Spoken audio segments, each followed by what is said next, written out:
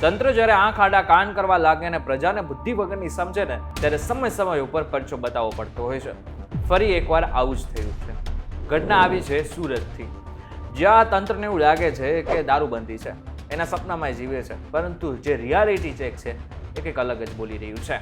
કારણ કે આજે સુરતમાં સ્પેશિયલી મહિલાઓ રણચંડી બનીને દારૂના ઠેકા ઉપર ત્રાટકી હતી અને જે સામે આવ્યું છે ને એ ખૂબ જ ચોંકાવનારું છે. ત્યારે આજના ખાસ વિડીયોના એના વિશે જ વાત કરીશું. એટલા માટે થઈને આજનો આ ખાસ વિડીયો તમારા માટે જ બનાવેલ છે. આ વિડીયો એકવાર પૂરો જોઈને જજો.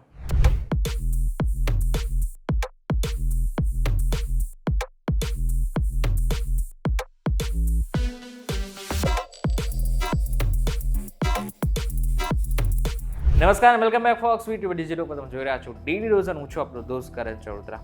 ગુજરાતમાં 2 થી 4 વર્ષની અંદર એકવાર લઠ્ઠાકાંડ થાય જ છે. આપણે બધાએ જોયેલું છે અને એની અંદર ઘણા બધા લોકોના જીવ પણ જતા હોય છે, પરંતુ ન તો તંત્રને આ વસ્તુની પડી છે, ન તો કોઈ વ્યક્તિને પડેલી છે. એટલા માટે થઈને દર વર્ષે ઘણા બધા લોકોના નામ આવે છે સામે, પરંતુ એની સામે કેટલી કાર્યવાહી થાય છે એ આપણે બધાને ખબર છે. સુરતના પાલનપુર ગામમાં દારૂના દૂષણ અને અસામાજિક તત્વોના ત્રાસથી કંટાળી મહિલાઓએ પોલીસની રાહ જોયા વગર જ જાતે જ મેદાનમાં ઉતરી હતી અને જનતા રેડ કરી હતી. મહાદેવ ફળિયામાં રહેણાંક વિસ્તારમાં ચાલતા દેશી દારૂના અડ્ડાને કારણે યુવતીઓની સુરક્ષા જોખમાતી હોવાથી મહિલાઓ રણચડી બની ત્રાટકી હતી. હજી મહાદેવ ફળિયા વિસ્તાર છે ને, એમાં આજકાલ કોઈ આ દારૂ વેચાય છે એવું છે જ નહીં. છેલ્લા કેટલાય સમયથી આ દારૂ વેચાય છે, પરંતુ છતાં પણ કોઈ નક્કર કાર્યવાહી કરવામાં આવી હોય તેવું કોઈ ઉદાહરણ હજુ સુધી સામે આવ્યું નહોતું.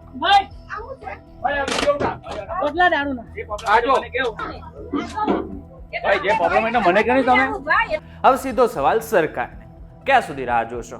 ક્યાં સુધી દારૂબંધીના સપનામાં જીવશો? ક્યાં સુધી દારૂબંધીના નશામાં જીવશો? દર 6 મહિને વિદેશી દારૂ પકડાય છે અને કરોડોની માત્રામાં પકડાય છે.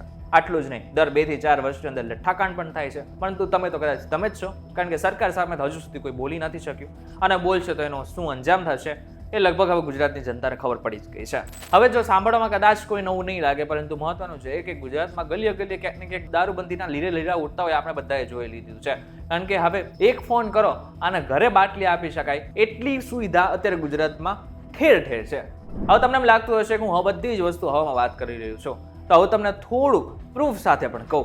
સ્ટેટ મોનિટરિંગ સેલે વર્ષ 2024 દરમિયાન રાજ્યભરમાં દરોડા પાડીને કુલ 455 કેસ નોંધ્યા. 455 કેસ નોંધ્યા એનો મતલબ એમ થાય છે કે એટલી જગ્યા ઉપર દારૂ વેચાતો હતો. આ કાર્યવાહી દરમિયાન કુલ 22 કરોડ 51 લાખથી વધુ કિંમતનો દારૂ ઝડપાયો.